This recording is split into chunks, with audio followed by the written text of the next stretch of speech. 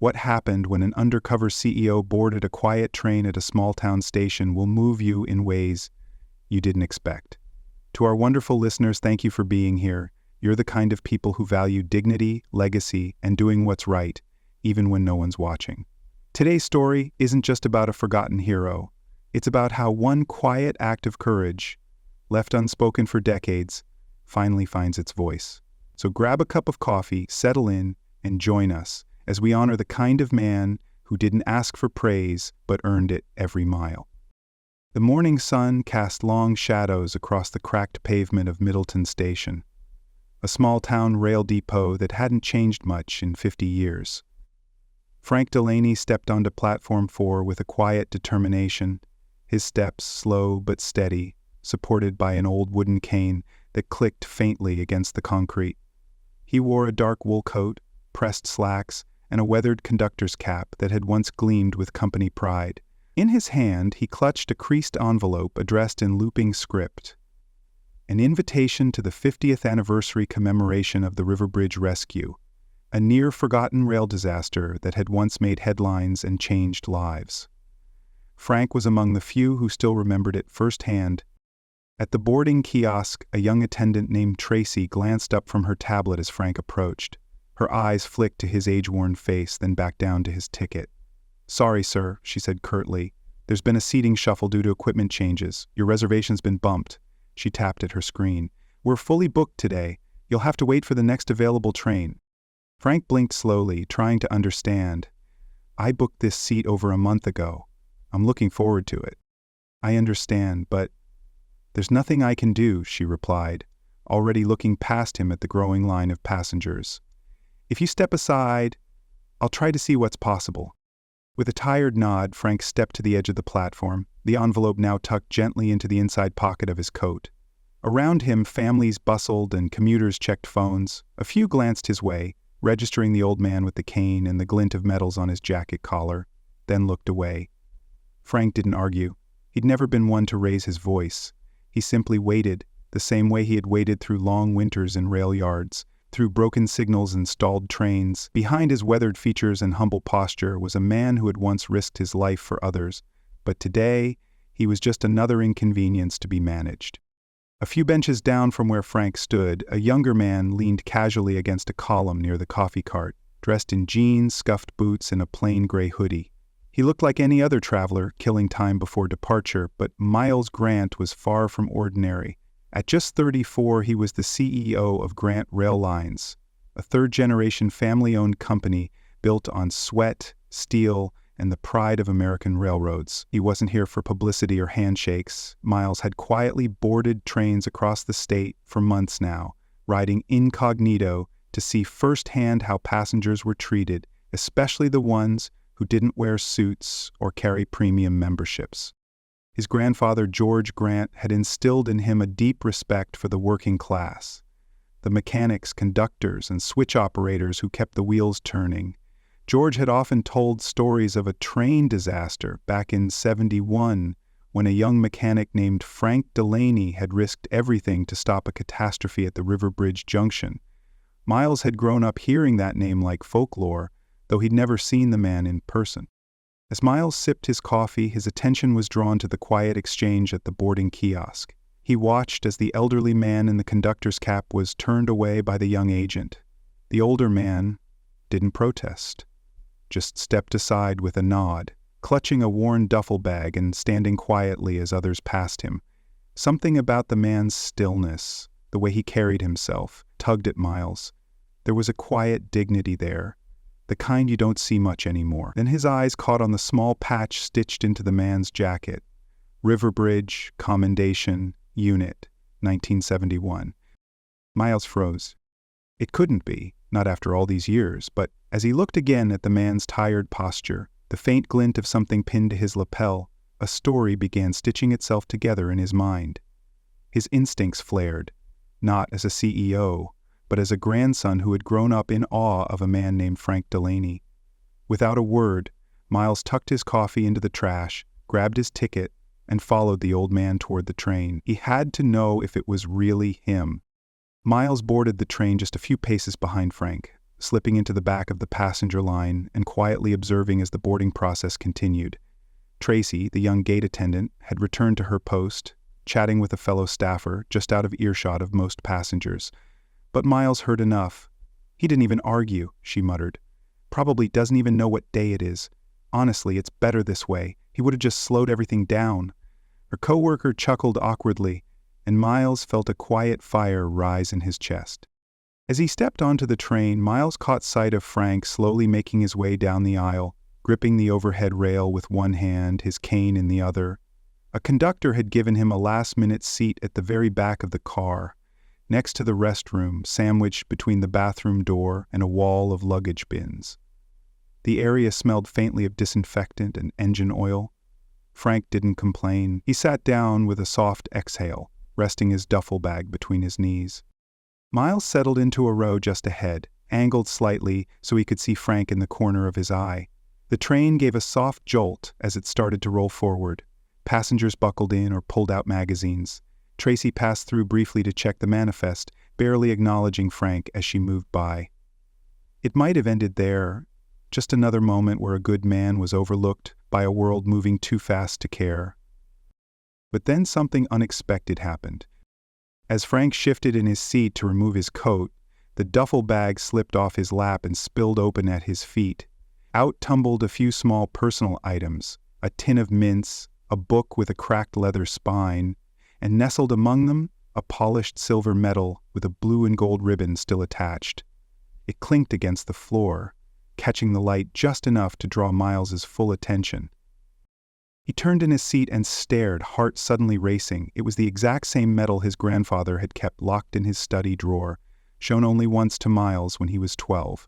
It was a railman's commendation for heroic civilian rescue, awarded after the River Bridge disaster, and the name, etched into the back of the one his grandfather had shown him, was Frank Delaney.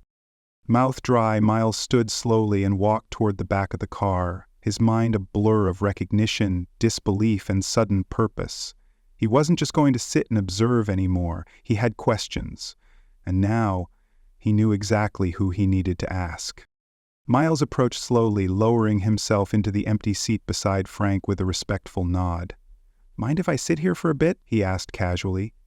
Frank looked up, his expression neutral but not unfriendly. "Long as you don't mind the back row," he replied, motioning toward the nearby restroom with a faint grin. Miles smiled, appreciating the old man's dry humor. For a moment, neither of them spoke. The train clattered gently along the rails, the hum of motion filling the silence. Then Miles leaned forward slightly, choosing his words carefully. "That's a rare medal," he said, glancing toward the now secured duffel bag. "Railman's commendation. My grandfather had one just like it." Frank's eyes narrowed slightly, his posture shifting. "Your grandfather was a railman?" he asked. "George Grant," Miles said. "He worked on the mountain line, told me stories growing up, about the River Bridge disaster. Said there was a man named Frank Delaney who stayed behind when everyone else ran." Frank's lips parted slightly, his gaze softening as he looked more closely at the younger man. "George Grant," he murmured. "I remember him. Solid worker. Took a bad fall that day, busted his leg on the gravel after the derailment." Miles nodded. "He always said he wouldn't have made it out if it weren't for you." Frank looked down, running his fingers over the top of his cane. "That was a long time ago," he said quietly. "And a lot of good men didn't make it out." The words hung heavy in the air. "I wasn't trying to be a hero," Frank continued after a moment. "I was just doing what needed to be done. Someone had to climb under that train, uncouple the cars before the fire spread. I was the only one small enough to fit. I didn't think. I just moved." Miles didn't interrupt. He let the silence stretch, honoring it. "You may not call it heroism," he finally said, "but my grandfather did. For the rest of his life." Frank chuckled softly, though there was no humor in it. He always was too generous. Miles studied the man beside him, his weathered hands, his straight spine despite his age, his reluctance to claim praise. In Frank's quiet humility, Miles saw something missing in the world today, a man who never asked to be honored, only to be remembered for doing what was right. And for Miles Grant, That was more than enough to make this journey unforgettable. The rhythmic hum of the train became the backdrop to a heavier silence between them, not uncomfortable, but dense with unspoken memory. Frank leaned back slightly, his gaze shifting to the window, though his eyes didn't seem to register the landscape rushing past. "There are things I don't talk about much," he said, his voice quieter now, each word pressed out like steam from a vent. "Not because I can't, but because most folks wouldn't know what to do with it." Miles nodded, sensing the shift. "I'd like to understand if you're willing." Frank's fingers fidgeted with the rim of his cap, worn soft at the edges. "It was winter of '71, cold enough to freeze the bolts under your boots. I was a line mechanic on night duty, Riverbridge Station, back when it was just a shack and 2 tracks. The warning came too late, a freight derailment up the line, and a passenger train already en route, full steam." His voice caught slightly before continuing. "There was no time, no backup, no emergency crews, just me and a few others with old radios and more guts than sense." He exhaled. "We had minutes. I ran to the junction, climbed under the last car to disconnect it before the others jackknifed. Thought I was going to die under there. Felt the tracks vibrating like they were alive." His hand rested on the cane now. "I got most of them out, not all. One of them, Pete, he'd just had his first baby." Miles said nothing. He knew this wasn't a story that needed commentary. It needed space. "I got a medal for it," Frank said with a bitter smile. "But you know what I think about when I look at it? The sound. That sound of steel twisting and people yelling and knowing you couldn't save them all." The silence that followed was heavier than before. Miles looked at the man beside him, now silhouetted by the gray afternoon light coming through the window. This wasn't just a forgotten hero. This was a man who had carried a silent burden for 5 decades, not for glory, not for recognition, but because he'd done the right thing, and had to live with the cost. Miles realized something then. The story of Frank Delaney didn't need embellishment. It didn't need headlines. It only needed to be heard, and he was going to make sure it finally was. 2 days later, Frank Delaney stood at the back of a sleek, glass-walled conference room in Grant Rail's corporate headquarters, leaning slightly on his cane as he surveyed the room of sharply dressed executives and young department heads. He had never set foot in a boardroom like this before, and wasn't sure what to expect. He certainly hadn't come for a spotlight. But Miles Grant had called personally, asking him to share a few thoughts with the leadership team, and something about the young man's earnest voice made it hard to say no. At the front of the room, Miles stood confidently, dressed not in a hoodie but in a crisp navy blazer.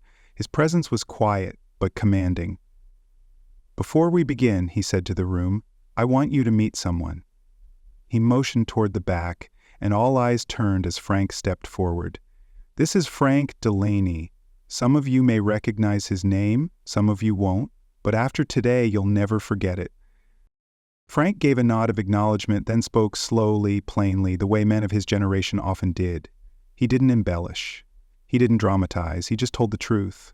He talked about Riverbridge, about what it meant to work long nights in freezing weather to keep trains running, about making impossible choices in moments of chaos, about the people they lost, and about the years that followed where no one asked and he didn't offer. Tracy sat near the middle of the room, still and wide-eyed. When Frank mentioned arriving at the station earlier that week, her face flushed. Her breath caught when he described being turned away, told he didn't belong. The memory hit like a punch to the chest, and then Miles turned, looking directly at her. "There was a failure at the station this week," he said. "Not a system failure, a human one. One of our own dismissed Mr. Delaney, treated him as a burden instead of the hero he is." He paused. "We cannot fix the past, but we can damn well fix the future." Frank, ever gracious, offered no condemnation. "We all make mistakes," he said, his voice steady. "It's what we do after that counts." And in that moment, for Tracy, and for everyone in the room, it wasn't just a meeting. It was a reckoning. The sky was painted with soft amber light as employees, community members, retired rail workers, and local media gathered outside Middleton Station for what was simply billed as a company announcement. Frank Delaney stood quietly near the platform's edge, dressed in his Sunday best, a clean white shirt, his polished conductor's cap, and the medal he once kept buried deep in his duffel, now pinned proudly to his chest. He had no idea what was about to happen. Miles had been purposefully vague, insisting only that Frank come as his honored guest. A large curtain draped across a section of the tracks billowed in the morning breeze. Miles stepped up to a small podium, his voice steady as it reached the crowd. "We've spent decades at Grant Rail talking about tradition," he said. "But sometimes tradition needs a reminder of where it came from. And sometimes it needs a name." He turned to Frank. "This company wouldn't be what it is today without people like you, people who worked in the shadows, who never asked for attention, but changed lives all the same." With a nod, Miles signaled to the conductor standing beside the curtain. It dropped with a smooth swoosh, revealing a restored passenger car gleaming in deep navy and silver trim. But what made the crowd gasp wasn't the paint job. It was the mural stretched across its side. A younger Frank Delaney, tools in hand, smoke and sparks rising around him, reaching out toward stranded passengers beside a mangled bridge. Behind him, a faint silhouette of a rail line stretched into the horizon. Above it, bold letters read, "The Frank Delaney, every journey matters." Frank stared, speechless, his hand instinctively rising to cover his mouth. His eyes welled, blinking rapidly as the image sank in. People clapped, some cheered, but Frank barely registered it. For a man who had spent most of his life in motion, fixing what was broken and leaving without a trace, this moment was unimaginable. Miles approached and placed a hand on his shoulder. "You told me once you didn't want to be a hero," he said quietly. "But you became one anyway, and now your story will ride these rails every day, for everyone to see."